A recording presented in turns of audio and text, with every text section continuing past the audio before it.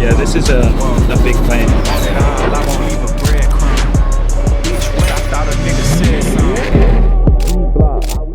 So we are back from south of France. We've had some good news. We've just completed with my estate agency business, Luxury Property Partners, on the sale of beautiful new build property in Derbyshire. You can see there, we just had the fee come in. We're going to head over to the listing. We got it in North London or in Hertfordshire with one of our agents, Pierre. You guys might have seen Pierre on the channel before. A £6.5 million listing, which we're going to be showcasing, doing a bit of an agent's day, getting some content.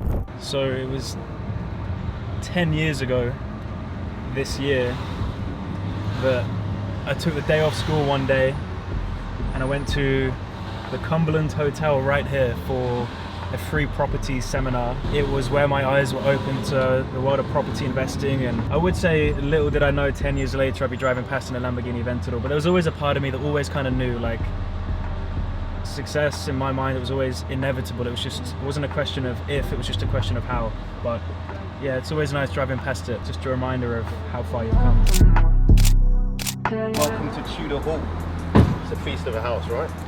Beautiful house. 5,000 square foot, 6 million. We love the bedroom. You bring your cigars?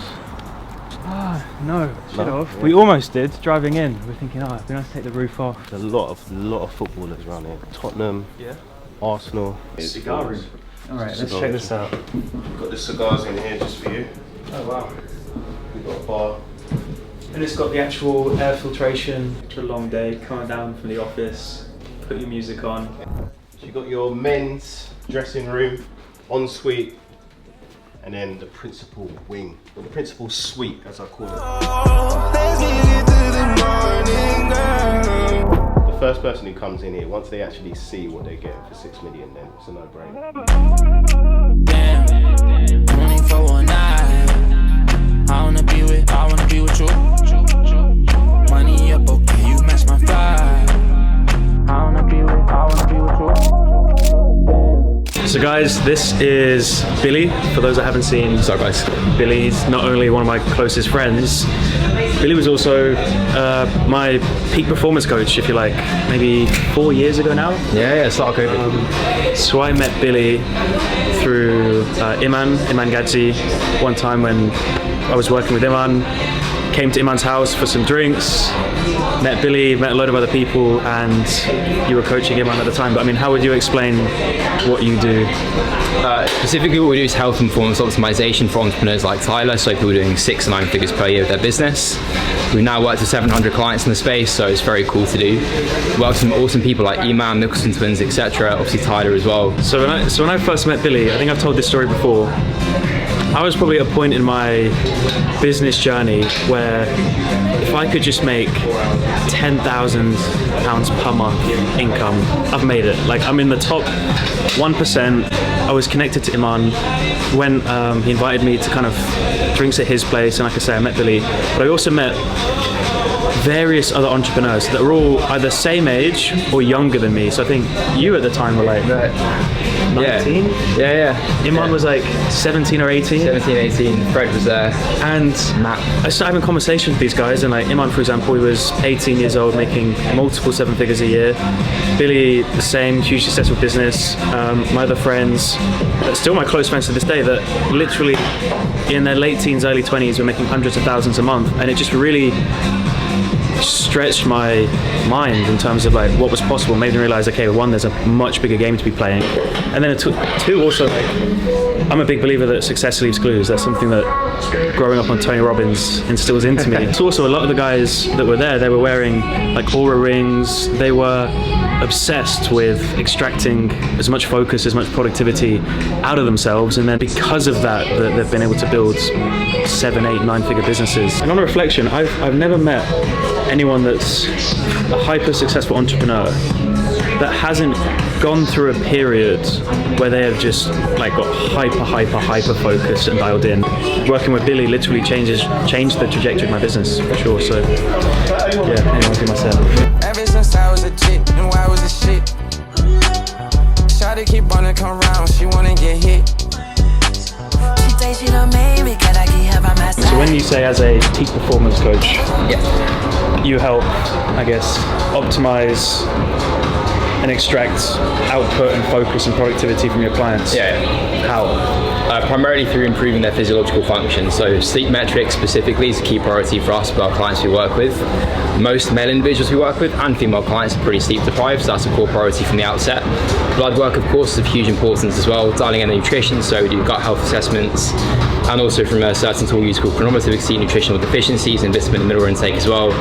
Put in place a personalised meal plan, obviously regulate their training as well, manage recovery. Every variable of their physiology we dial in step by step, and therefore of course translates directly into cognitive function as well. Playing devil's advocate, 'cause I know I've had this conversation with people, and they say, yeah, but no, I sleep good already, my diet's okay, I work out, I don't need all of this. Yeah. What would your response be to that? Well, in the same way that anyone that says that, if I ask them how they define good sleep, they typically say more than 6 hours per night in bed. My argument for that specifically would be every client we work with tracks their finances, right? They have no idea how well they are financially unless they can check their banking app. The same thing applies to their sleep quality.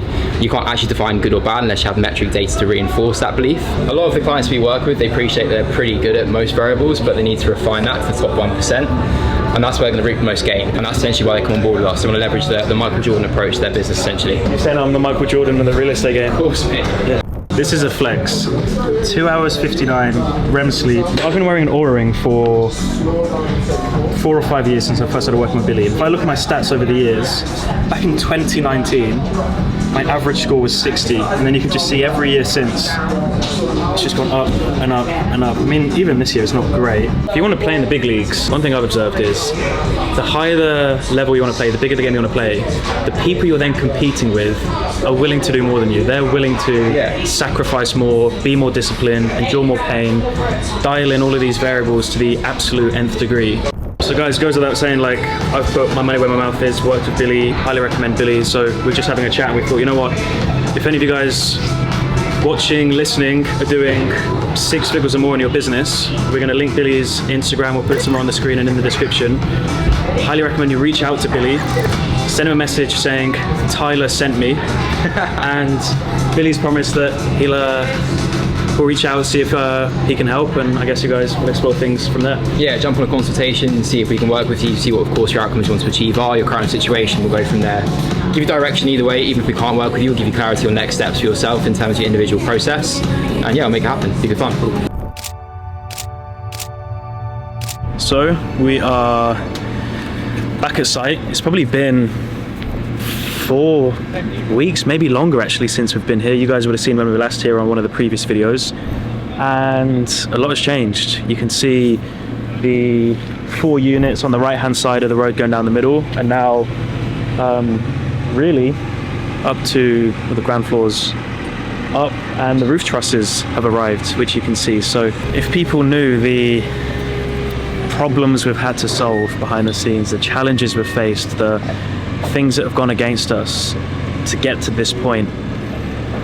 I know it can look glamorous, somewhat glamorous online, but I think most people think they'd want to do projects like this, but like I say, if they knew what went in behind the scenes, they'd quickly lose their appetite for it. My mental model when it comes to facing challenges and solving problems and when things feel like they're against you is, I know that my future self will be grateful that I'm encountering problems, making mistakes, having to solve problems, because they make me better. And the better I am, the better equipped I am with new knowledge, new skills, new reference points, new learning experiences, hopefully the more success I'll continue to have. And so, yeah, I always think, you know what, this might suck right now, but future self will be happy that I'm experiencing this. Say shit about this and about that. They got shit to say about everything, but let's get to the fact.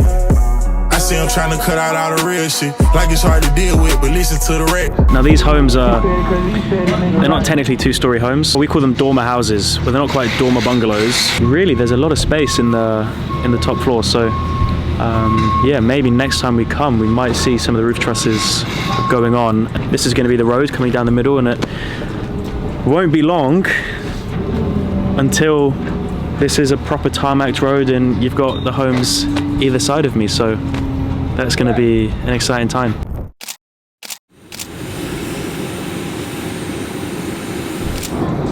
there's big planes and then there's big planes. This is ridiculous. 30-seater plane for like 10 of us. Remember when I bought Celie the fake Chanel wallet? She knew that girl was a fraud and never told me about it. Say something meaningful. What are you grateful for today? I am so grateful for the newfound friendship I have found in all of these 10 people I'm about to embark. I found my love in Portofino, perché nei sogni credo ancora, lo strano gioco del destino. So, my biggest regret of not having the previous 2 cars was I never took them out of the UK. I thought, yeah, when in Rome, I've got to bring my car out. So, fortunately, a very good friend of mine has done me a huge favour and driven it from London to here. And I think this is him. There's nothing like a Lambo V12, baby. It's an 18-hour drive, so he's a good friend. It's like giving someone your girlfriend for like 18 hours. That's how I kind of felt, but I trust him.